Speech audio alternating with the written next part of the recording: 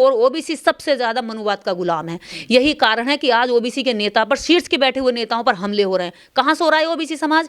क्या कर रहा है ओबीसी समाज? मंदिरों में जाकर घंटा बजा रहा, और तुम्हारे नेताओं पर यहां हमला हो रहा। तुम क्या करोगे? तुम और क्या कर सकते हो? तुम अपने नेताओं की सुरक्षा नहीं कर सकते। तुम उन नेताओं की लड़ाई के लिए आगे खड़े नहीं हो सकते जो नेता तुम्हारे अधिकारों की लड़ाई लड़ रहे हैं।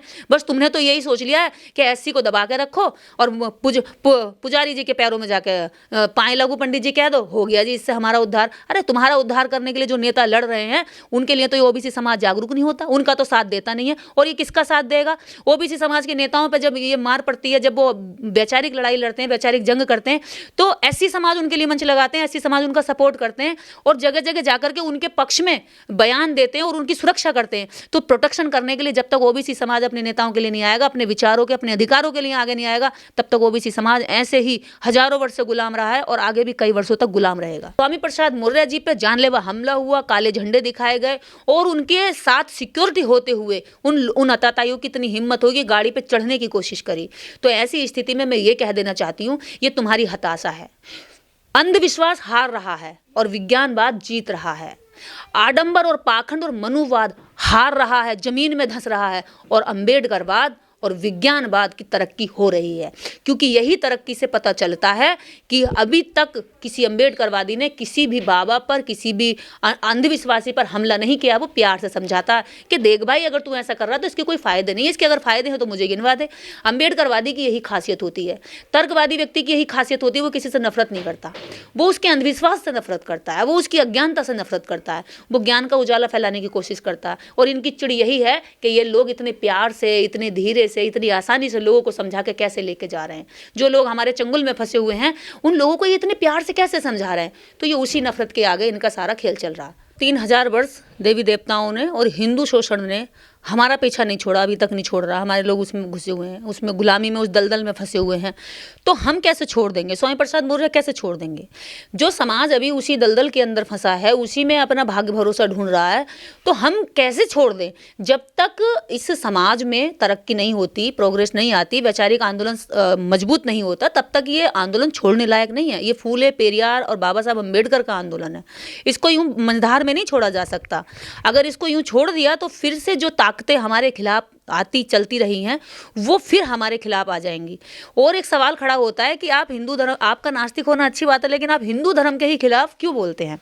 तो भाई एक सबसे महत्वपूर्ण बात है जो बाबा साहब डॉक्टर अम्बेडकर भी अपने साहित्य में कई जगह पर बोल कर गए कि हमारा किसी भी धर्म विशेष से मतभेद नहीं है, किसी भी धर्म विशेष से हमारा मतभेद नहीं है, लेकिन जिस धर्म ने हमें हजारों वर्षों हमारे अधिकारों से वंचित रखा, दूर रखा, उस धर्म की कब्र खोदना हमारा परम कर्तव्य बनता है। तो ये जो हम कर रहे हैं, ये हम किसी धर्म विशेष से नफरत नहीं कर रहे हैं। हम उस जातियों के गुच्छे में फंसे हुए सबसे नीचे तल पर पड़े हुए लोग आवाज लगाकर ये कह रहे हैं कि हम नीचे नहीं हैं, हम बराबर हैं। हम उस 4 मंजिल मकान की इमारत में दबे हुए लोग नहीं हैं, हम उसकी नींव में फंसे हुए लोग नहीं हैं। अब संविधान बराबरी की बात करता तो हम भी ऊपर हैं और हम भी बराबरी की, बोलने का, अभिव्यक्ति की आज़ादी सबको है। जब पंडित, पुजारी, पाखंडी, बाबा, ढोंगी अपने मठों से, मंदिरों से, अपने राज्यों से, बड़ी बड़ी ANI जैसी चैनलों पर खड़े होकर के ये कहते हैं कि जाओ स्वामी प्रसाद मौर्य का सर लेकर आओ, मैं आपको 2 करोड़ रुपए दूंगा, जाओ MK स्टालिन का सर लेकर आओ, मैं आपको 4 करोड़ रुपए दूंगा, जाओ राजेंद्र प्रसाद मंत्री का सर काट के लाओ, मैं आपको 3 करोड़ रुपए दूंगा, और सारे के सारे करोड़ों में ये सुपारी देते हैं गरीब जनता को। तो इस तरह की जो ये हेट स्पीच करते हैं, इनके खिलाफ कार्रवाई नहीं होती। अगर इस देश के अंदर कोई तार्किक सवाल करता है, लोगों को जगाने की बात करता है, नींद में सोए हुए ओबीसी को हिलाने की बात करता है, या SC को उठाने की बात करता है, तो बस इनको तिलमिलाहट हो जाती है। जब हम सिर हिलाते हुए इनके आगे जी हुजूरी करें, ओबीसी इनका जो है सोता हुआ बैल की तरह इनके आगे हाँ जी हाँ जी हाँ जी करता रहे, इनको गुलामी करता रहे, इनके कहने पे SC को लाठियों से पीटे, डंडों से पीटे, उनकी औरतों के ऊपर गलत नजर रखे, तो वो ओबीसी इनको प्यारा है, उस ओबीसी को ये गले लगा देंगे। लेकिन जो ओबीसी इस देश के अंदर जाकर के लोगों से कहे कि बुद्ध का विचार आपके जीवन के लिए महत्वपूर्ण है, बाबा साहब डॉक्टर अम्बेडकर की विचारधारा आपके जीवन को आगे बढ़ा सकती है, आपकी डूबती नैया को मंझधार लगा सकती है, तो फिर इन्हें नफरत हो जाती है, फिर वो ओबीसी इनका दुश्मन है। एक ओबीसी धनगर जो वहाँ स्पीकर हैं, जब वो बोलते हैं उनके बारे में बाहर 2-4 शब्द बोल दिए जाते हैं तो उनकी मिमिक्री पे भी उनका पूरे ओबीसी समुदाय का अपमान बता दिया जाता है। लेकिन आज एक ओबीसी पर हमला किया गया। लेकिन निर्देश जी स्वामी प्रसाद मौर्य है वो लगातार हमला कर रहे हैं हिंदूवादियों पर, हिंदू धर्म पर, देवी देवताओं पर। देखिए, ये हमला नहीं होता। आप जो कह रहे हैं कि हिंदू देवी देवताओं पर या हिंदूवादियों पर हमला, वो हमला नहीं कहेंगे उसको, वो तार्किक बात है, वो सवाल है। जब हम सवाल खड़े करते हैं तो अंधविश्वास लड़खड़ाने लगता है, कांपने लगता है, और वो हिला डुला अंधविश्वास जो करता है ना, हमला करने की स्थिति पे आ जाता है। तो हमला अम्बेडकरवादी लोग नहीं करते, हमला तो अंधविश्वासी लोग करते हैं, क्योंकि अंधविश्वासी लोगों के पास कोई जवाब नहीं होता। अगर उनसे कहेंगे कि इलाज कराने कहाँ जाओगे, अस्पताल जाओगे, मंदिर जाएंगे, तो वो कहेंगे जय श्री राम। अगर उनसे कहेंगे तुम्हारी बहन बेटी के साथ अगर गलत हो गए तो तुम थाने जाओगे नहीं जाओगे, कि जय श्री राम। अगर तुम्हें नौकरी चाहिए नहीं चाहिए, जय श्री राम। मतलब जो भी उनकी मूल समस्याएं हैं वो कहेंगे हमारा जो भारत है विश्व गुरु बन रहा है। तो उनसे पूछ लिया जाएगा भी कितने देश भारत को विश्व गुरु मानते हैं, तो नाम नहीं पता होगा उन्हें, कह देंगे जय श्री राम। वो कहेंगे जीडीपी बढ़ रही है, उनसे पूछेंगे कितने रेट पर जीडीपी चल रही है, कितनी हाईएस्ट चल रही है, और दुनिया में कितने ऊंची पहुंच गई, और कितने नीचे, और देश पे कितना कर्जा, तो फिर कहेंगे जय श्री राम। तो ये जो अंधविश्वासी लोग हैं, इनके पास तर्क नहीं होता, इन पर बुद्धि ना होती। ये पढ़े लिखे होकर भी अगर अंधविश्वासी है तो वो बहुत खतरनाक है। तो इसलिए इस देश के अंदर तार्किकवाद का आंदोलन आज का नहीं है, ये बुद्ध के, पेरियार के, फूले के, उसके बाद बाबा साहब, उसके बाद कांशीराम साहब, ये वैचारिक आंदोलन हजारों वर्षों से चला आ रहा है। और ये वैचारिक तर्कवाद और अंधविश्वास दोनों का झगड़ा है, यहाँ धर्म की कोई बात ही नहीं है। अगर जिस धर्म ने हमारा सत्यानाश किया, जिस धर्म ने हमारे पूर्वजों की हड्डियों पर भाले चलाए हैं, छुरी चलाई हैं, उनके अधिकारों पर इन्होंने पूरी तरीके से कुठाराघात किया है, उनको जीने का अधिकार नहीं दिया है, समानता की नहीं दी, बराबरी नहीं दी, तो ऐसे धर्म या ऐसे सिस्टम को हम चुनौती देने पूरी तरीके से तैयार बैठे हैं। लेकिन निर्देश जी, बड़ा सवाल ये है कि जो स्वामी प्रसाद मौर्य हैं, हमारे देश में कई धर्म और भी हैं, उनमें भी थोड़ी कमियां हैं, लेकिन वो उनको टच नहीं करते हैं, सिर्फ हिंदू धर्म को निशाना क्यों बनाते हैं? हमारा कोई धर्म विशेष सुधारने का अभियान थोड़ी चल रहा है कि हम किसी के धर्म को सुधारते फिरेंगे। हमारा धर्म सुधारने का अभियान नहीं है, हमारा है इस देश में तार्किकता पैदा करने का। हमारा है हमारे शोषण की चढ़ी हुई जो चादर हमारे ऊपर, उस उतार फेंकने का। हम अपनी शोषण की, जो हमने शोषण झेला, उस शोषण के खिलाफ बोलने का, उस शोषण में से अपने लोगों को निकालने का। अभी तो धर्मों की सुधार के लिए हम अभी तैयार ही नहीं हुए। अभी तो हम उसी जद्दोजहद में है कि हम खुद जो गुलामी में फंसे उसमें से कैसे निकलें। और जब उसमें से निकलने के लिए झटपटाहट करता है जो भी व्यक्ति, हिलडुलता है या हलचल करता है, वो इनका शिकार हो जाता है। अब पाखंडियों की, ढोंगियों की सरकार चल रही है, अंधविश्वासियों की सरकार चल रही है, यहाँ पे ऐसे बाबाओं की सरकार चल रही है जो मठ मंदिर छोड़ करके सत्ता में जा रहे हैं, मठ मंदिर छोड़ करके लोगों को जान से मारने की, जीभ काटने की, गला काटने की सुपारी दे रहे हैं। तो ऐसे लोगों के खिलाफ कभी कार्रवाई नहीं होती। इससे सीधा पता चलता है कि सरकार ऐसे लोगों को सुरक्षा, संरक्षण दे रही है या इन्हें ढील दे रही है हमें डराने के लिए।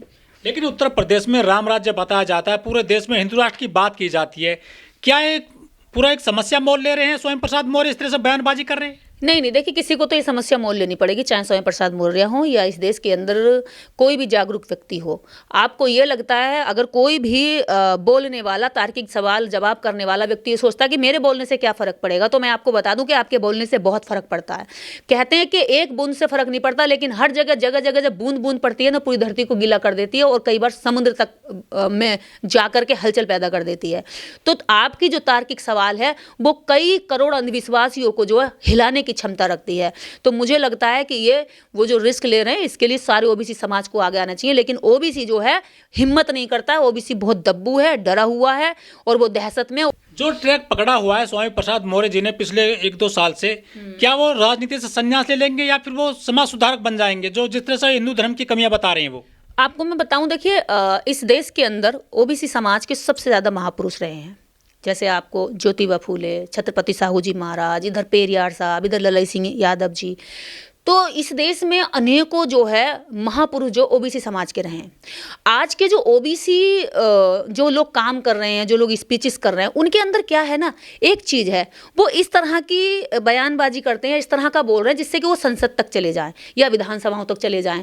तो अगर इस तरह से आप केवल विधानसभा या संसद तक जाने की बात करेंगे या इतना इतना ही काम करेंगे जितने में आपको राजनीतिक लाभ हो जाए, तो ओबीसी समाज जागरूक नहीं होगा।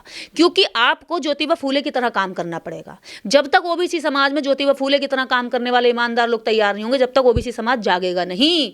आप एससी के मंचों पर जाकर कितना ही भाषण देना है, एससी पहले से ये सब बातें जानता जो आप बताने जाते हो, और ओबीसी आपके साथ कभी खड़ा नहीं होता। यही कारण है कि आज ओबीसी समाज जाग नहीं रहा। मुझे बताइए, कितने ओबीसी नेता ओबीसी समाज में जाके सभाएं लगाते हैं, कितने लगाते हैं? एक भी ओबीसी नेता मुझे ऐसा दिखाई नहीं दे रहा देश के अंदर जो ओबीसी समाज में जा करके समझाए, जो उनको बताए कि भाइयों एससी तुम्हारा दुश्मन नहीं है, इसको साथ लो और ये तुम्हारे साथ आने के लिए तैयार बैठा, एससी समाज को साथ लोगे तो ओबीसी की और ताकत बढ़ेगी और तुम सत्ता में भी आ जाओगे। ऐसा समझाने वाला ओबीसी के पास कोई नेता नहीं है। हाँ, एससी समाज मंच लगाता तो उन मंचों पर जाकर स्पीच देने के लिए वो लोग काफी अच्छे से काम कर रहे हैं, इसके लिए उनको बधाई है। पर ओबीसी समाज इनके साथ तभी खड़ा होगा जब ओबीसी में जागरूकता आएगी। क्यों अकेले पड़ जाते हैं ये लोग, क्यों ये एकदम से तन्हा दिखाई देते हैं जब ये हमले होते हैं? क्योंकि ओबीसी समाज जागरूक नहीं है। वरना ओबीसी समाज इतनी मार्शल कौम है और पूरे देश में पाई जाती है, इनकी संख्या एससी से भी ज्यादा है, लेकिन सरकार एससी से डरती है पर ओबीसी से नहीं डरती, क्योंकि उन्हें पता है ओबीसी तो हमारी गुलामी कर रहा और एससी बगावत करता है। वो बागी हो चुका है। बागी क्यों हो चुका है? क्योंकि वो अम्बेडकरवाद को पढ़ चुका है। ज्योतिबा फुले को पढ़ने और समझने और उनका आंदोलन चलाने वाले सबसे ज्यादा एससी समाज के लोग हैं। ओबीसी समाज ना उन्हें पढ़ता है, ना बताता है, ना उनके बारे में जिक्र करता है, ना अपने बच्चों को बताता है, ना उनका सम्मान करता है। आपको मैं बता दूं, ज्योतिबा फुले के बारे में सबसे ज्यादा अगर देश के अंदर आंदोलन चलाया, सावित्रीबाई फुले के बारे में आंदोलन चलाया, तो मुझे बताइए कितने सैनी लोग हैं, कितने सैनियों का नाम आप जानते हो? सैनी समाज नहीं जानता कि हमारे परिवार की, हमारी जाति की इतनी महान हृदय वाली महिला ज्योतिबा फुले और सावित्रीबाई फुले जोड़ी हमारे समाज में पैदा हुई है। तो वो सम्मान कैसे करेगा जब उनके बारे में जानेगा ही नहीं, तो उनके बारे में बताएगा क्या? और ललई सिंह यादव के बारे में खुद यादव समाज नहीं पढ़ा है, कि उसे यादव समाज को खुद नहीं पता। यादव समाज कृष्ण के पीछे भाग रहा है, जो लड़कियों के नहाते हुए कपड़े चुराया जाता था। लेकिन एक महान व्यक्ति जो ललई सिंह यादव है, जिन्होंने सच्ची रामायण लिखी, हजारों वर्ष की रामायणों पर लोगों को उल्लू बनाने वाली रामायण की कलई खोल के रख दी और सुप्रीम कोर्ट तक से वो मुकदमा जीत कर आए, खुद ललई सिंह यादव को यादव समाज नहीं जानता। तो आप बताइए कहां है ओबीसी समाज में जागरूकता? मुझे तो लग रहा है अगर ललई सिंह यादव को ही यादव समाज पढ़ ले तो पूरा यादव समाज जो है अम्बेडकरवादी हो जाएगा। अगर इस देश का ओबीसी समाज में अगर सैनी समाज, कुर्मी समाज अगर ज्योतिबा फुले को पढ़ ले तो पूरा देश का सैनी समाज अम्बेडकरवादी हो जाएगा, क्योंकि सारे महापुरुषों की विचारधारा का संगम जो है एक ही जगह पर है, तर्कवादी।